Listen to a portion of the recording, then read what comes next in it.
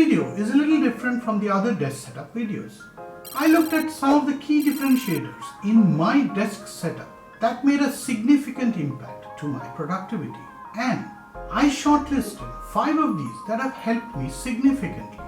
The items I'm about to talk about are unexpected and will surprise you on the possibilities. And when I chose these 5, I also made sure that they are diverse to appeal to different people at different price points. So watch right till the end and you might take away some interesting thoughts. I'll leave some links in the description below that will help you do your own research. None of these links are really affiliate links, so I don't make any money from providing you any of these suggestions.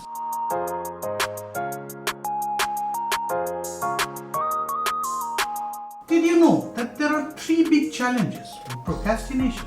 And these are getting started, feeling a bit of brain fatigue at the end of a certain time period, and of course, getting in as many Pomodoro cycles as you can in a single day.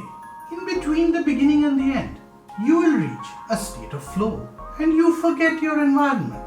Effectively, what you're looking for is a way for the brain to stay focused till the end of that day's Pomodoro cycles. In my case, for example, I started off with the standard 25 minutes of work and 5 minutes of rest for a Pomodoro cycle. And then of course, I went on to 90 minutes of work and 10 to 15 minutes of rest. And that's when I felt that the brain's fatigue had started to set in. So I figured out a sweet spot in between 60 minutes of work and 15 minutes of rest. To manage all of this, I have a cube that has 4 timers built in: 5 minutes, 15 minutes, 30 minutes, and a 60-minute interval. I mostly end up using the 60-minute and the 15-minute intervals in the process. The cube itself is easy. The time that faces up is the time to be set, and the timer just starts automatically. If the plain side faces up, then the timer stops, and if the digital side faces up, it's on pause, and I can resume it with the time facing up. There are no buttons to fiddle around with, no dials, so there's nothing to configure. 4 time periods may seem a little rigid, but then if you choose the right cube for your time slots, it's quite effective. I have found Post-its as a great way and a quick way to jot down my thoughts. Post-its have also helped me with mind maps, and that provides me the freedom.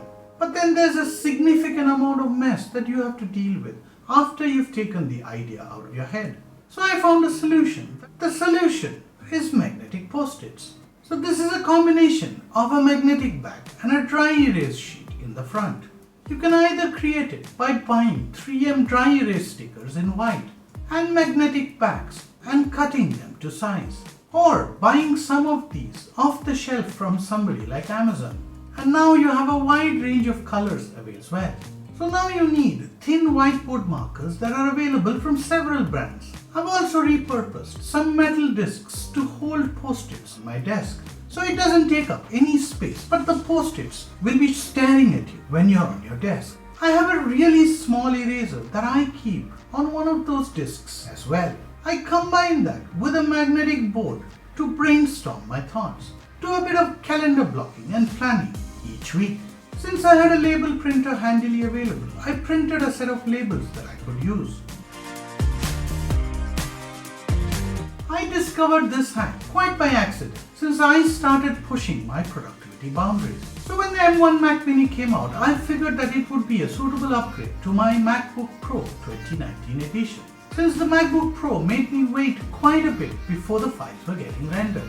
I already had a large 34-inch Samsung monitor, so I didn't really use the screen of the MacBook Pro regularly, but relied more on the monitor.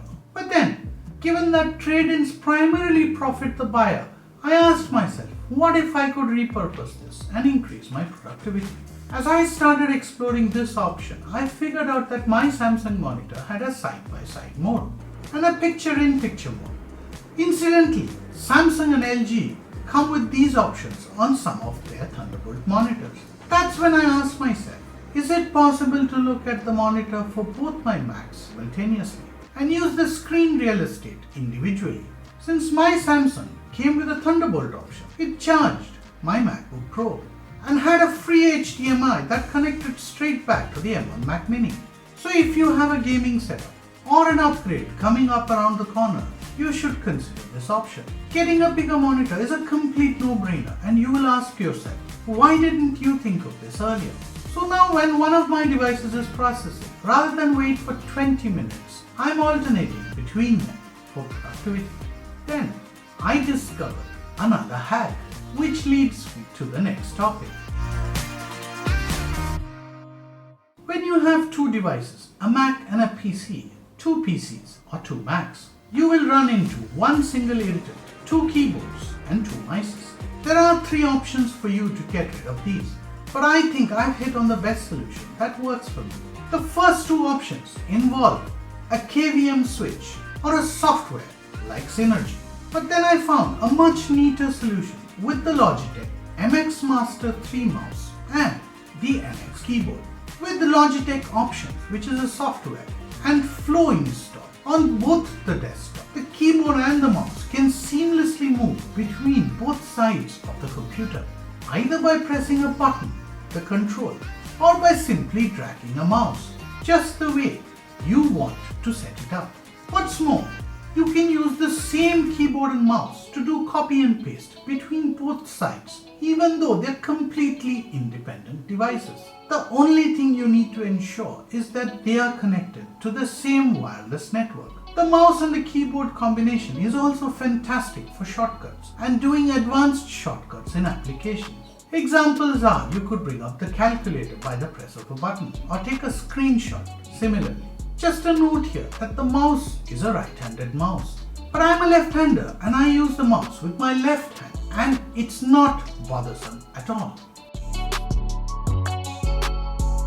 This is another small thing that keeps me organized. Organization is quite key to my workflow since I found that out many years back. Many people use up more than 10% of their week going off searching for things, and they magically don't seem to find it. I have a metallic IKEA drawer unit for which I bought an IKEA separator, but then that only allows for horizontal drawer organization, and we often forget the amount of vertical space. I had a ton of small things that I wanted to keep segregated, so I ended up picking up these nice organization units from Muji, which I paired with my drawer units. I challenge myself to think how I can improve on the status quo every single day, and that sets into motion the search to make things better.